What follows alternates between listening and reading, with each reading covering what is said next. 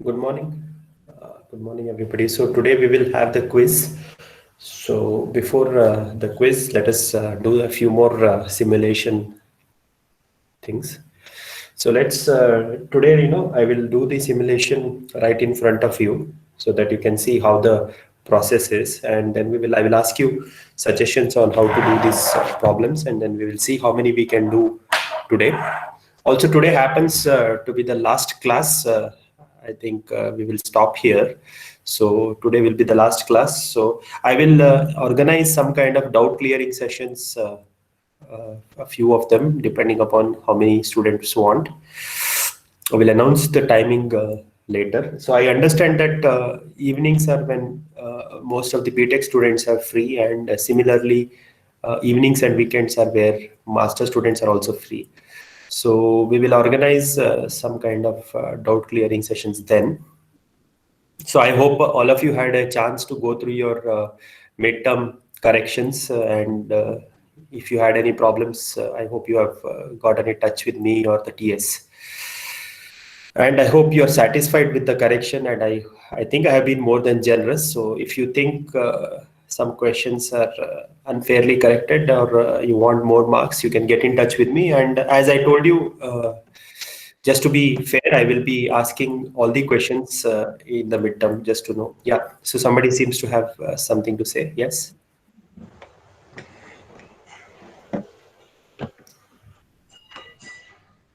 Umang, you are unmuted. Do you want to say something? Okay. No, sir. Okay. All right. So, yeah, so I think let's get started. So let's look at a few problems today and how to get simulations things. So let me just start share my screen.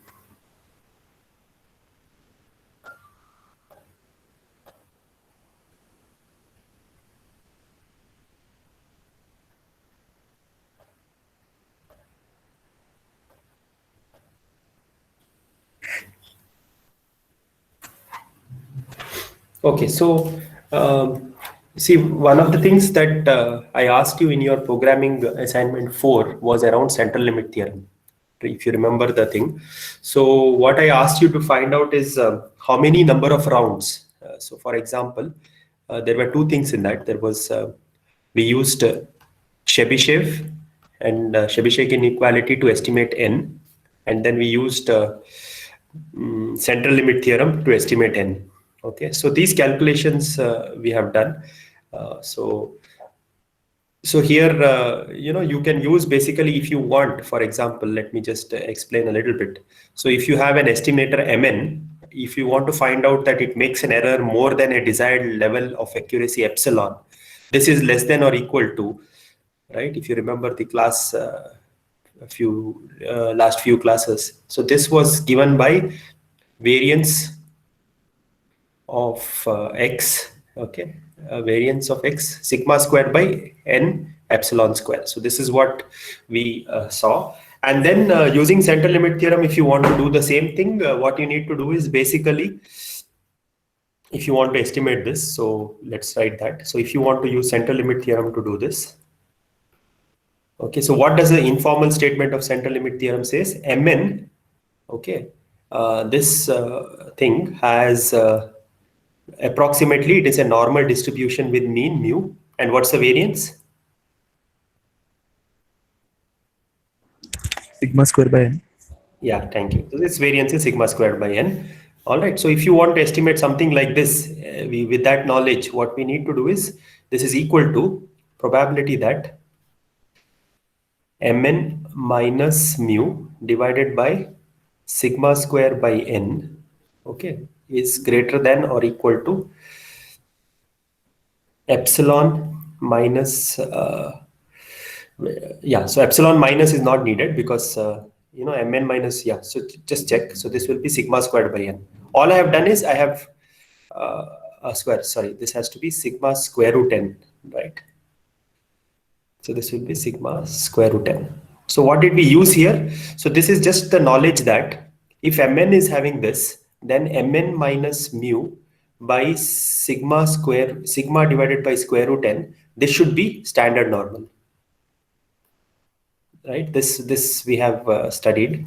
So this should be standard normal. So now this is what we do, and then if you want what, so this probability, if you want, let us say, less than or equal to 95%, you look at the standard normal table and you find out what value, this value. So let's say this is the standard normal table. Okay, so we are supposed to find out like this kind of an interval. Okay, you have to find out what, so you have to find an interval such that the shaded area, probability of the shaded area, that's the place where the error happens. Okay, so this error has to be less than 0.05. So this is what you want. So by symmetry, this shaded area is equal to this shaded area. So total probability of the shaded area is equal to 0.05, right? So, but if you want probability of one left shaded area, okay, that should be equal to 0.025. Okay, and that is what we write here. So this is called as Z alpha by 2, where alpha is equal to 0.05. In this case, this is Z 0.025. Okay, and this side will be 1 minus Z alpha by 2. So this will be Z 1 minus alpha by 2 is 0.975. Okay, now as a result, the entire central area will have this probability. So essentially what we need to say is that epsilon by sigma square root n, okay, this number should be bigger than, so this number, this entire thing, if it is bigger, if it, yeah, so basically this has to be bigger than, let's see, just be careful here. So if, let us say, it comes over here, then the error becomes more. So this has to be less than or equal to. Okay. I'm just thinking, okay. Can someone assist me here what it should be? So basically, I should be looking at this number, and this number, if it is more than alpha by 2, Z alpha by 2, okay. This error range I'm looking at, yeah, I think this has to be smaller than this. Then, guys, somebody can you help me out? What am I making? What should I be looking at?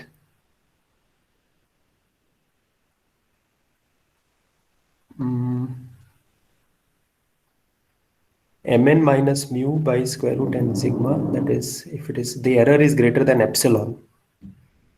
Okay. By this one. So if I make a value greater than Z alpha, so let's write that probability that Mn minus mu by square root n sigma, if this is greater than Z alpha by 2, okay, so if that happens, so the error bar, I make more errors.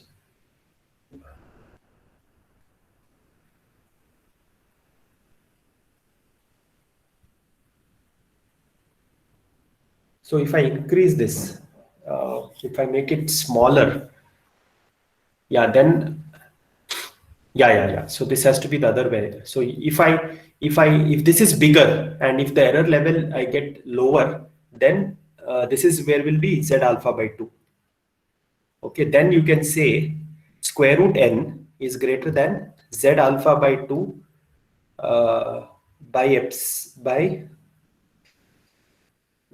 epsilon, like this, something like this.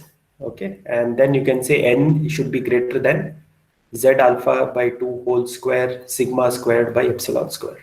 Anyway, so this calculation you can check. I may have done some mistakes here, but the whole point is given a desired accuracy, I can always estimate it using either Chebyshev or central limit theorem.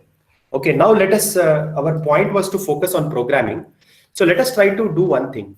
So let us fix an n. So let's say n is equal to 500. Okay, and let us say I am running a exit poll company. Okay, so there is an election that has happened, and I want to find out what is the chance of a certain candidate winning. There are two candidates, A and B. Okay, I want to find out basically what is the probability that A wins using sampling of 500 people. Okay, so that's the question, and I want to know what is the error rate. So if I fix basically some kind of an interval, so I want basically mu plus or minus, let's say 3%.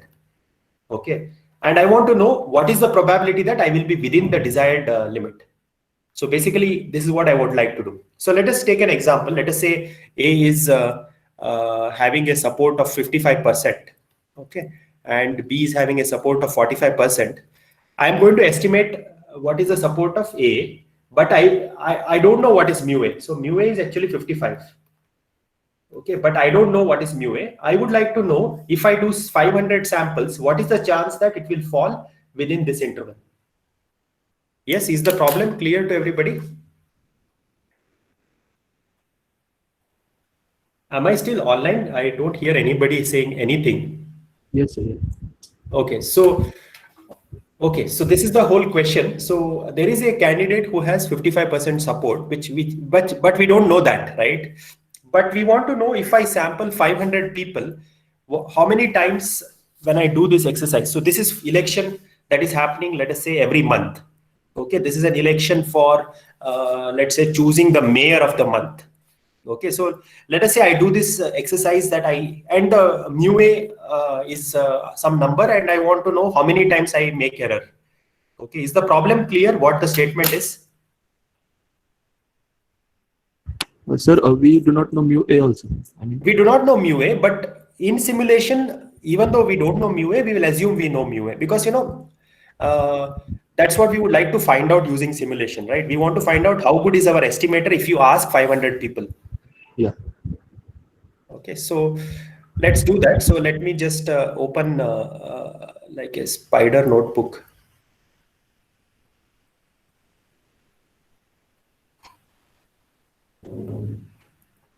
So if I have to do this, what I need to do.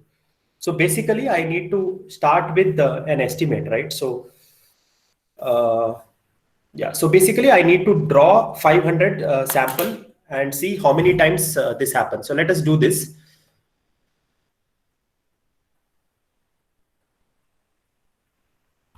So we will begin by the usual. Okay, and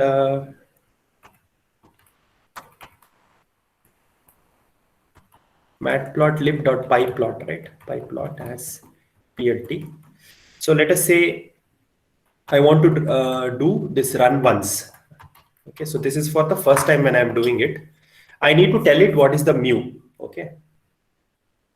So this is the thing that is hidden, but we are assuming that we know for the sake of finding out how good our estimate is. Okay. And then I need to tell this is what it is. So I need to tell what is the population size. Okay, and then I need to tell. So what is run once doing? So interview population size number of citizens. Okay, and check the estimator performance. And then let us say our desired error level. Okay, we want some error level, right? So let us say this is some 0.03.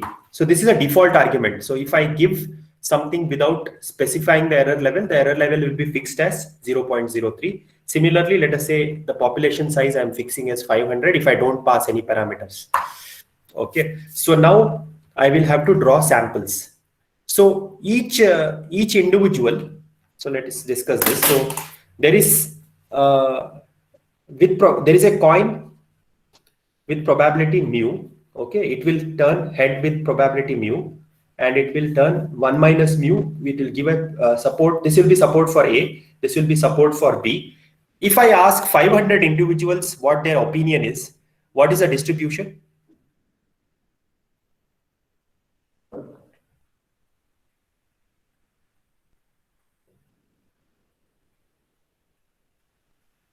So A is like 1, B is like 0.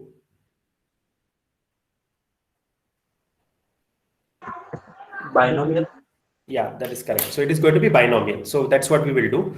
So votes for A is equal to, let us call this as mu A.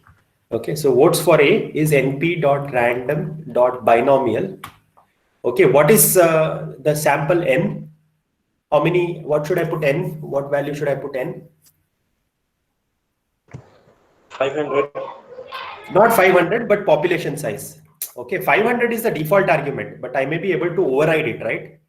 If you remember your Python from CS101, this is the variable that contains 500, but I can change it if I want in the program. So that's why we will use this. Is that clear? So then that is population size. What is P? Mu. Mu A. That's the variable name. So this is this. So now estimator for A. What is the value of estimator of A? Yes, can someone tell me?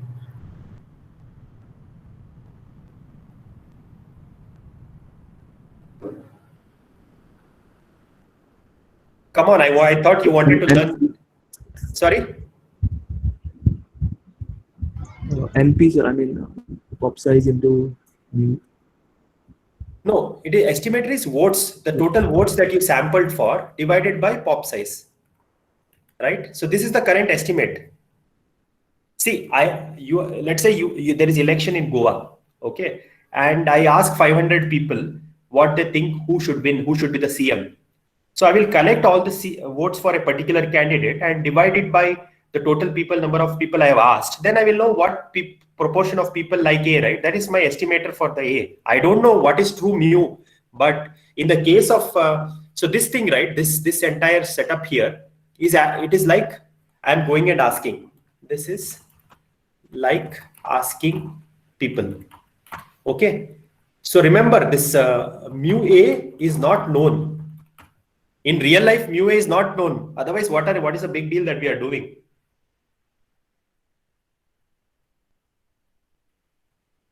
Okay, I don't know what's going on. Yeah. Okay. How about everybody? Can I just see if people are understanding? Is everything clear so far? Are you all very depressed that you got less mark or something?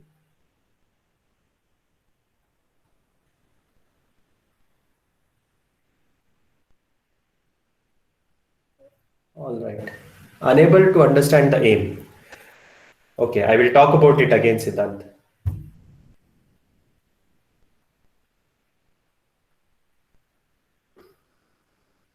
Okay, see, basically what we are trying to do. Okay, so we have looked at Siddhant, if you remember, we can find out by this calculation that I have done here, though probably I didn't explain as clearly as I should. But using this, I can estimate how many n I should get so as to get some accuracy epsilon. Do you follow this logic that we discussed in the earlier classes, Siddhant? Yes, sir. So similarly for CLT, you can do that, right? You can also estimate using, I mean, I did mistakes, but you can carefully do it. You will get the answer. Is that also okay? Yes, sir. So now what I'm saying is, suppose instead of doing based on some theory rather than trying to estimate, let us fix an n. Suppose let us decide that we are asking 500 people. Okay. And using that 500 people's opinion, I'm trying to find out how many people, what is the estimator for mu A. Okay, well, I want to find out how many people actually support candidate A. Okay, but I want to also check how many times my accuracy, my estimator is correct. Means by correct, I mean it is within plus or minus 3%.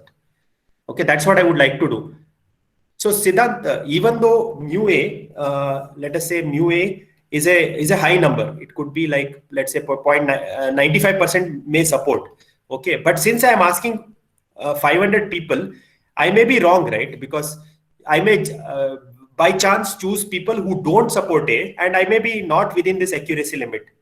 Do you understand that? This is not a foolproof method, right? Yes, sir. So, but I would like to know, if I really go out and do this, how many times am I correct? That's what I would like to know. That is the aim. All right. So I will go to one housing society. I will ask 500 people. Then I will go to another place. I will ask 500 people. And then like that, I will see. And each of the estimators, sometimes some of the estimators will be correct. By correct means it will be within the desired accuracy limit. Sometimes the estimator is wrong. And I want to find out if I do this for many, many times, how many times my estimator is correct. Is that clear now? Yes, sir. Now it's clear. Okay. So now, so that is what it is. So now I have to check if the estimator is correct. So if estimator A minus mu A. So this is like the error. Okay, not exactly error, but we have to take the absolute value. So this is like the error, right? So the estimator minus mu, the absolute value. Okay. When the estimator is going to make an error, Siddharth, can you tell me? Whenever it gives the value more than the epsilon. Error, yeah, error level. So whenever it is more than the error level, I will say it's an error. Okay. So I will say this is an error. So error is equal to true. Okay. Originally, I will initialize error equal to false. All right. And then I just return error. I shouldn't call it error because that's a system name. Error in estimator.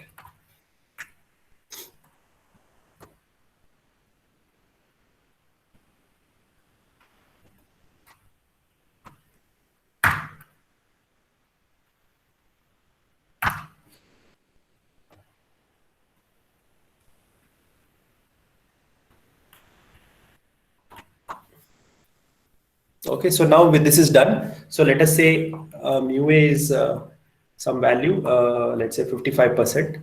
Error level, let us fix error level.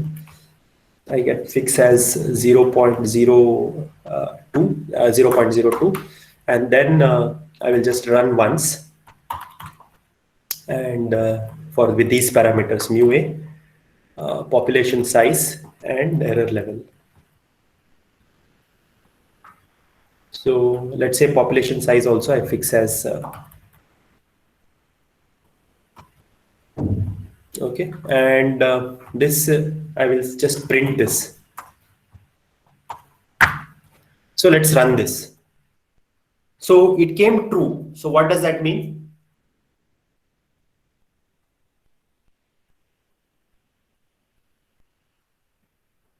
Yes, what does it mean if it comes true? So it is Sir, it was greater than out the of error our level. bounds. Out of Yeah, our it was bounds. not within the, yeah, so it was not within the, yeah, it made an error. Okay, but this is one estimate. Maybe it will do well again. So yeah, see, now it did well. And if I run it again, it did well. So it is doing well sometimes, it is making mistakes sometimes. Okay, so this is the problem. So with interviewing 500 people with this error level, sometimes works, sometimes doesn't work. Okay, so now what we would like to do is we want to estimate how many times it works, how many times it doesn't work. That is why we are going to repeat this exercise multiple number of times. So run multiple. Okay, so how many times I would like to repeat is up to us. So I will say we would like to repeat reps number of time. Okay, so now we will say yeah. So let's say for IDX in range of reps. Okay, and then we will say if run once mu A population size error level. Okay, so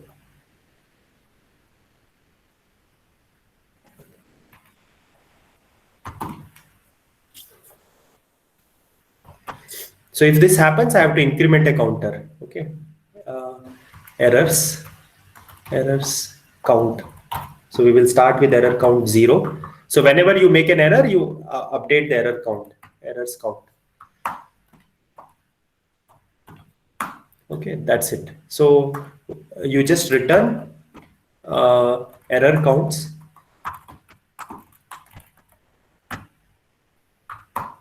Okay. Okay, error counts divided by reps. So this is the number of reps errors count. Okay, so now instead of run once, we will do run multiple. Run multiple.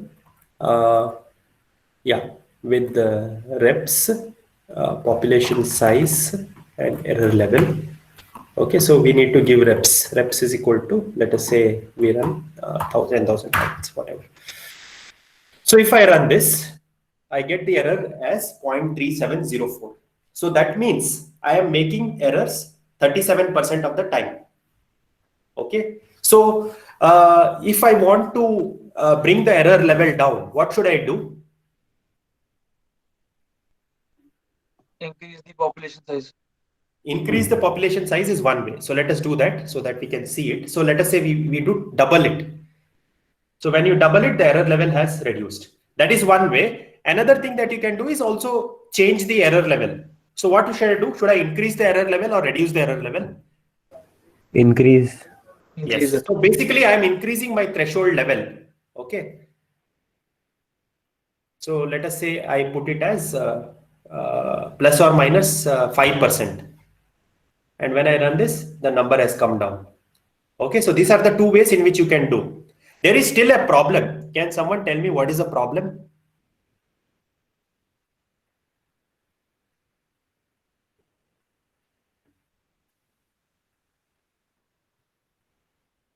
See, I know that the error level is this number, but I don't know how much it varies.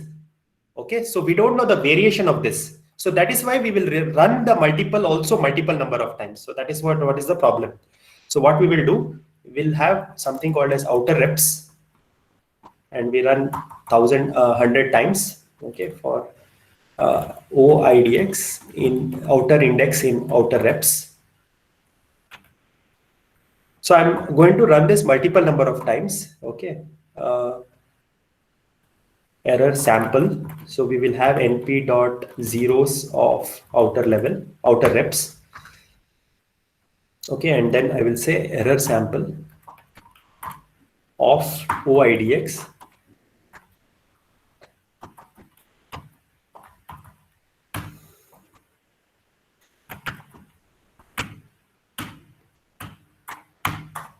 What else? Error level. Okay, so this is what I will do.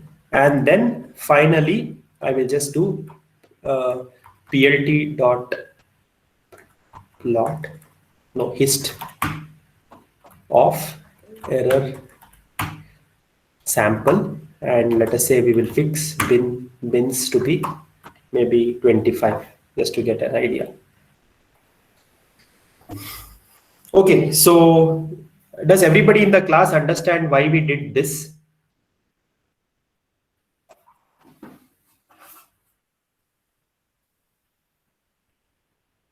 So let's increase this a little bit, maybe make it 300 so that the bins look a little proper.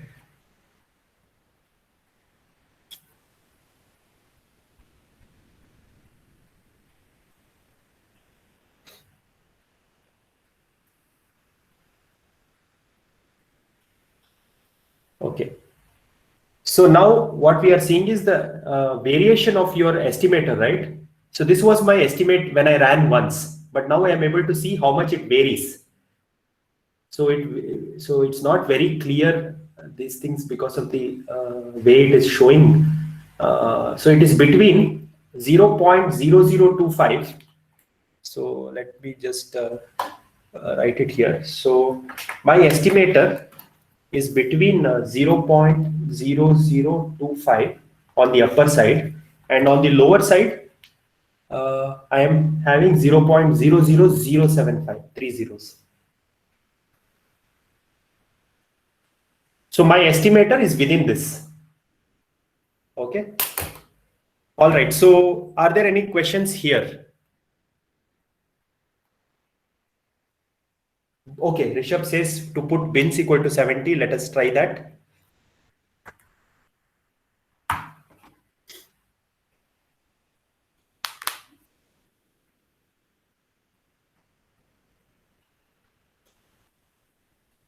Okay, it's still running. Meanwhile, are there any questions? Siddhant, do you follow what has happened here? Yes, sir. Okay. How about others? Ramnath, everything okay here? Yeah, it's fine, sir.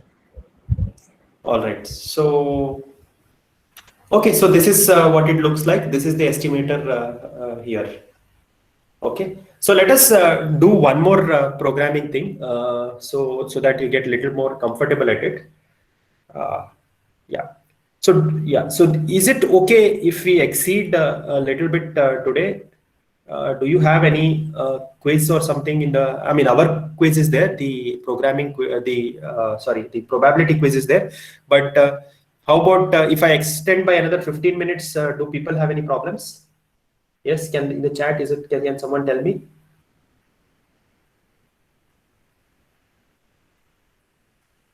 So I just want to show you one more example. Okay, thank you guys. So let us just discuss one more problem. Okay, so we will look at, so what we will look at is, let us say you are running a company. Okay, so you are running a company and you are looking at hiring people. Okay, so if you hire people, they have different skill sets. Okay, there are two colleges. One is a very premier college. So let's say it's college A. Okay, and then there is another college which is college B. Okay, college A graduates, they charge, they are very good. So how are they good? They can basically, so you are employing this company is a bank.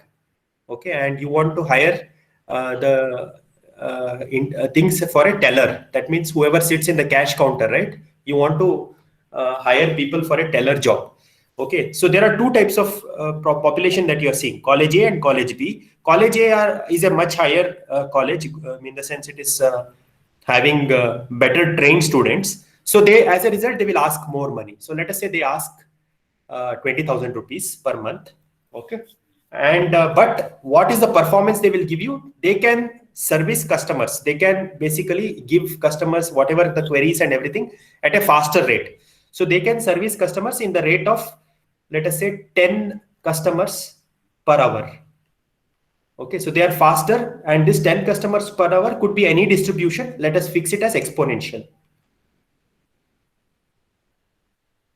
Okay, so this is this. And college B, they are a little bit cheaper. I mean, they're a lot cheaper, let us say, but their performance is quite bad. So let us say they only can do 3 customers per hour, and again exponential. Okay, and the customers that are coming to your company. Okay, so customers coming to the company, they will come at some time, right? The way they arrive. So this is a Poisson process. Okay, with the rate, let's say 5 per hour. Okay. So if you are running this company, what will you do? You can only hire one of the two individuals. Okay. So what will you do?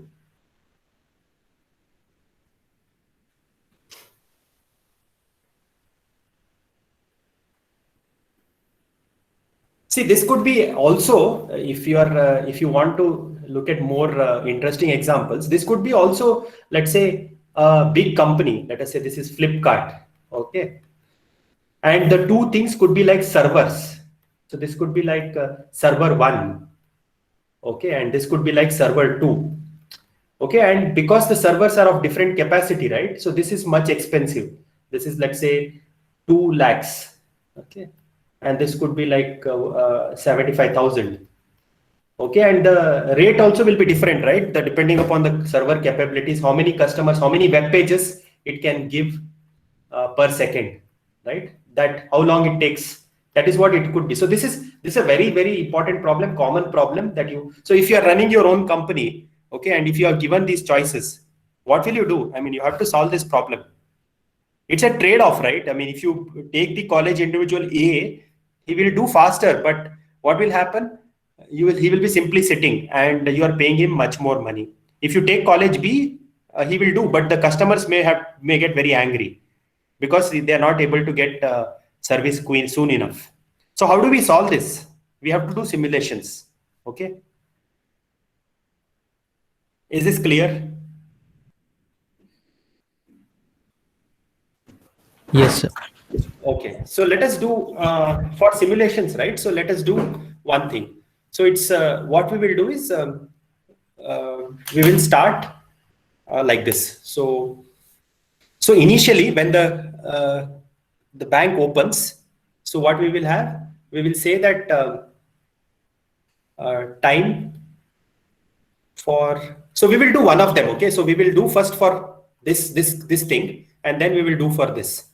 Okay, so basically we will have lambda a is equal to 10. So lambda we will first fix as 10. Let me write properly. Lambda of what? Of server is equal to 10.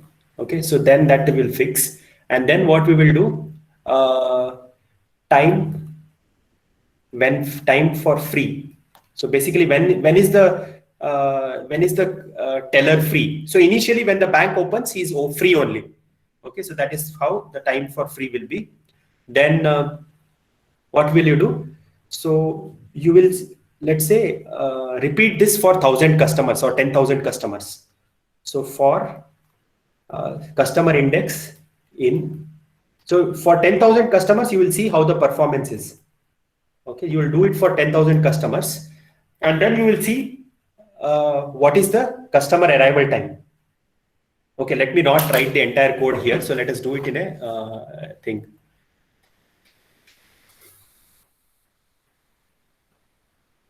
So let us say this is bank teller.py. Okay, so import.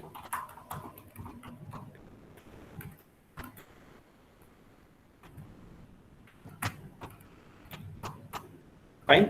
So let's say lambda server is 10. So 10 customers per hour. All right. Then what else?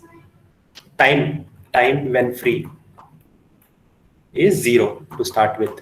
Okay. Now what we are going to do? So we are going to see number of customers. Okay, this is the number that we can fix arbitrarily. Let us say there in a customer more than 10,000 people don't come. So let us just look at how that happens. Okay, so now for customer index in, so we are now simulating when each of these 10,000 customers come and how they have to wait. Range of number of customers. Okay. Now, what is next? So customer arrival time. When does the customer arrival happens? So when does the customer arrival happen? So that is just going to be np.random.exponential. Okay. And I told you yesterday, the scale is 1 over lambda. So let us do 1 divided by lambda server. Okay. And we are doing one customer arrival. So this is the customer arrival time. So now we have to see when when this person will be free. Okay. So if time when free, so let us just keep track of server idle time. We will keep it as 0. And then customer idle time. We are trying to keep track of that. Okay, so this will be 0. So now you need to see which one, whether the server is idle or the customer is idle. Okay, so if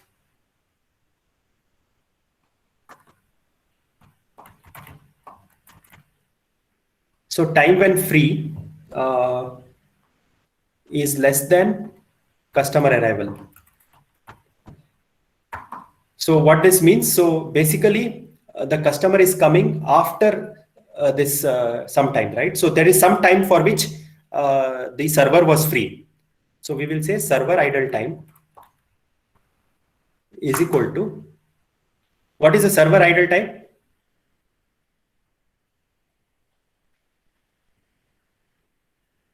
Is it too difficult what I'm telling? The customer arrival minus Time when free. Time when Time when Okay. Okay, so customer arrival minus time when free. So this is the server idle time. So that happened. Now, when will the server be free?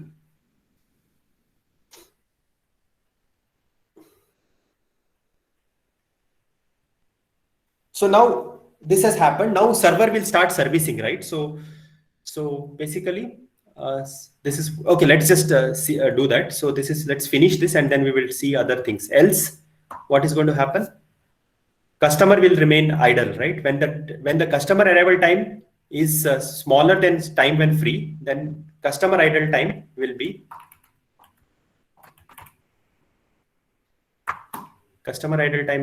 time when free minus customer arrival. Okay, so this I should update it. So this is going to be the net thing.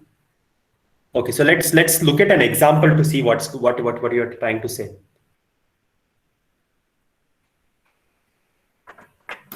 So initially, so let us say the time when free is 0, bank is opening, the time is 0. Okay, the customer arrival happens in let us say 2, 10 per. Let's say it happens in 2 minutes. So somebody is pinging. Just a second.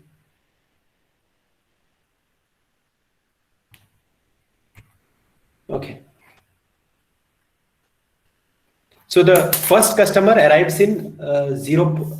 Let me open the code simultaneously. Okay, the first customer arrives at 0.02 hours.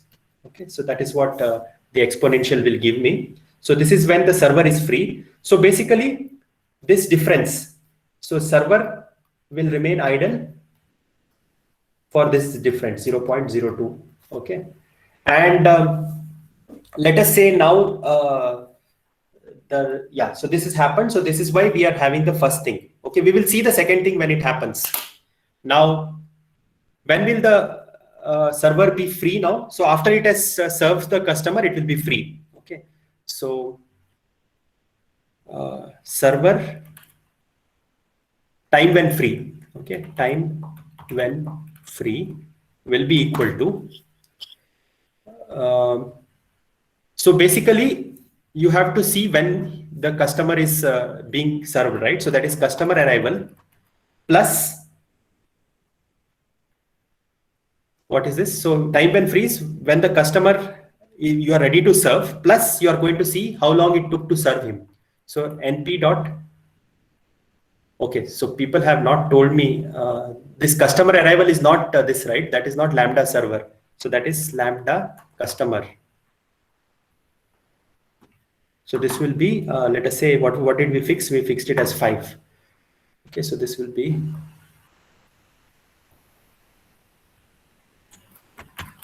Okay, I think this is too complicated. I don't think people are following.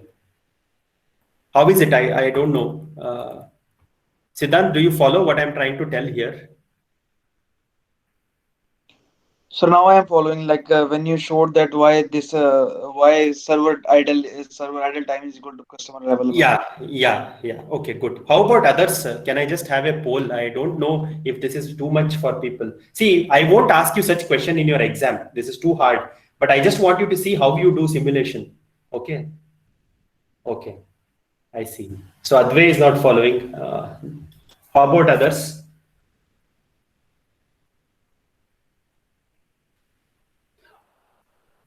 All right. So let me do one thing. This is this kind of simulation has become a little complicated. So what is this? This subject is called as queuing theory. Okay. Let me tell you about that. So basically, queuing theory. This is called queuing theory. Okay. What you are trying to do is trying to ascertain how many servers do you need to buy for servicing some customers. Okay. This is an important problem. These kind of things are having a lot of impact on how much money you make as a company. Okay. So what I will do is let me not simply dwell on this and confuse everybody. Okay. I think we will drop this here itself. And since nobody is replying anything, I think it's becoming too complicated. So maybe what I will do for now is that we will scrap this project of trying to explain this customer service and everything, because I'm not getting any feedback. So I think people are not understanding. So let's just drop this. Okay, let me not go into this area at all. So we will stick to whatever has been taught before. Okay, we will not get into this. So what we will, let me just reiterate what we have done today so that we understand, a summary of things. The first thing that we did was we looked at an estimator performance. Okay, so the estimator performance is like, this is having a lot of practical applications. I hope at least that is clear. So what we are saying is like, when you increase the number of individuals that you are taking samples from, your accuracy will improve. Okay, so that is what we did. We fixed an error level and we fixed how many times we made an error. Okay, and then we tried to find out what is the error, that actual error rate, and that is what we got here. Like, how many times did we make that error? How many times were we beyond plus or minus 3%? Okay, so this first simulation was about that. All right, so let me not get into this discussion on queuing theory. Okay, let's just abandon this project. So let's just focus on what we have done so far. Okay, so we will just stop here. So what I will do is, let me just briefly tell for the programming in your final exams, what type of questions we will ask. So the questions for programming. So it is the same pattern. So you will have 20% objective like before. Okay, then we will have final exam pattern is what I'm telling, final exam. So 20% objective, then 60% will be descriptive. Okay, and 20% will be programming. Okay, so programming, I will ask 2 questions. So programming question, 1 question will be without help and new. So this is for people who would like to really challenge themselves, so they can try this. Or there will be another question where there will be 2 parts, part 1, part 2. Okay, so these questions will be based on assignments. Okay, midterm questions, and yeah, so these are the things from where I will draw this, and there will be help given. So there will be a stub code available. Okay. So I will not ask directly whatever asked was in the assignment or midterm. I will just change it a little bit. Okay, so this is where the programming will come from, and syllabus is going to be all the things that we taught till today. Okay, so all the programming, all the things that we discussed till today will be there. So assignment, midterms, and let us say even classes, minus queuing theory. I won't ask, no questions from queuing theory will be given. Let's not go there. No questions from queues. Okay, we will ask questions, simple questions from either Poisson or normal or things like that. Simple things from there. Yeah, this part 2 will be from whatever has been discussed. Part 1 will be completely new, but without any help, like how it was in the midterm. Okay, and descriptive questions, yeah, will be like how before. I will try to, there will be a little bit more descriptive questions because it is final exam and there is more time, but yeah, there will be options here also. Okay, we will give options. And syllabus is the entire thing, minus, nothing, no minus. I mean, I was originally planning to cover hypothesis testing. I dropped it because I thought we should focus a little bit on programming. So I dropped that, but other than that, everything is there. If there is any change, I will make announcement in Google Classroom. Okay. So does anybody have any question on the final exam format or any of these things?